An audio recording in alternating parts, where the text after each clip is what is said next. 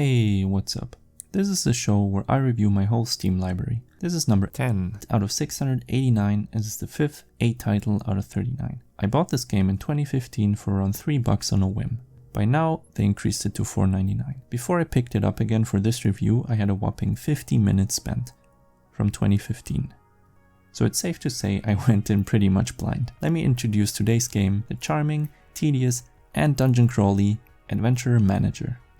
This is the official description from the Steam page. Evil illusionist Mirage has murdered your parents, the king and queen, and has taken control of the kingdom of Adventuria. Playing as the king's sole heir, you must recruit local adventurers to complete adventures to regain the loyalty of the various races in the realm, and so on and so on. So far so good. I played the tutorial, which I managed to bug out a little bit, and I wrote down some of my first impressions. I thought that the NPC dialogue sounds were very brain damage inducing, but at least the music is nice.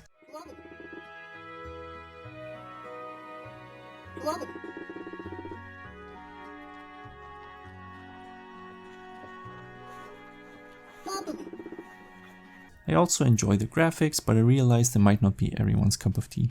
After you assemble your team of random adventurers, you send them in various dungeons to fulfill quests someone gave you. Everything is pretty standard fantasy stuff. When I hear the title Adventurer Manager, I imagine it's more about training my adventurers, equipping them correctly, setting tactics, and then watching them go off and do all that stuff. Kind of like I imagine the football manager games to be. Not that I ever played one, but still. This is not really the case though. In this game, the management is in all the wrong places, or at least the execution they went for makes it feel that way for me. There's a skeleton of a management game here, but some of the decisions make it tedious to play. What do I mean by that?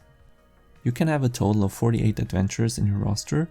You build teams of 4 and send them off to do adventuring. When you send in a group of adventurers, you still have to control every single skill, attack and move they do, so it's literally you micromanaging the whole party as if it was an old Final Fantasy game.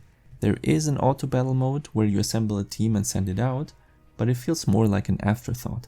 Yes, you can send your troops to go adventuring by themselves, and yes, you can auto-skip the time, but you get heavily discouraged from doing this because after only one skip I did, I got invaded, which is basically a very strong dungeon you have to clear, or else your towns get ransacked. So the only viable way to pass the time is to go into dungeons yourself, which in my opinion defeats the purpose of being a X-manager game. The gameplay itself is neither terrible nor very good in my opinion. Inside the dungeons, the game behaves kind of like Darkest Dungeon 1, with a minimap and you choosing which path to take, and even the fighting system has some resemblance to Darkest Dungeon. The fights usually take very long, and tracking debuffs is a pain. I haven't found any icons or anything else that indicate how long the enemy's debuff still lasts, so you basically have to remember everything. What else is there in this game? There's a building to train your adventurers. At first I thought you can only ever train one character at a time, but I found out you have to switch them through and select the training. What I didn't like though is that upgrading takes very long, and where your roster becomes big it's incredibly tedious to track the training time, switch through the whole list to find out who's done with his upgrade, check up on their stats, go back to start up another upgrade, and then do this for all 30 something adventurers you employ. Equipment management is the same. There's a filter for equipment, but it's a pain to use. If I have a tank warrior, I would like to filter for strength, vitality, or ideally both. If you check strength and vitality in this game's filter, it only shows you items that have both, so you have to do a lot of cross-checking to find the best item. Also, for some reason, after you sell an item or do anything else that changes the position of items in your inventory, all the other items' positions get randomized. If I want to sell all green items except the last one, I can't just spam the sell button, because after every sell the order of the items is mixed up again. I do like that they let you respec your character for free, so you can at least play around with the build you're going for. Getting a huge item also feels good, because your character will feel noticeably stronger. To sum it up, there would have been a good game in here somewhere with some changes, but in reality land it's not quite there yet. What did I like about the game?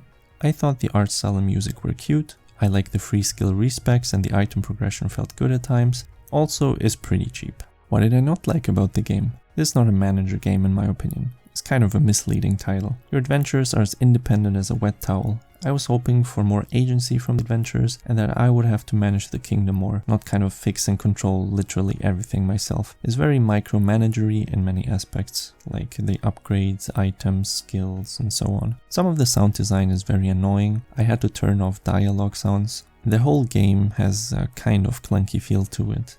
Do I recommend it? It gets a meh out of me. I wouldn't discourage anyone from buying it if they told me they were thinking about it, but you should know what you get yourself into when you do decide to buy it.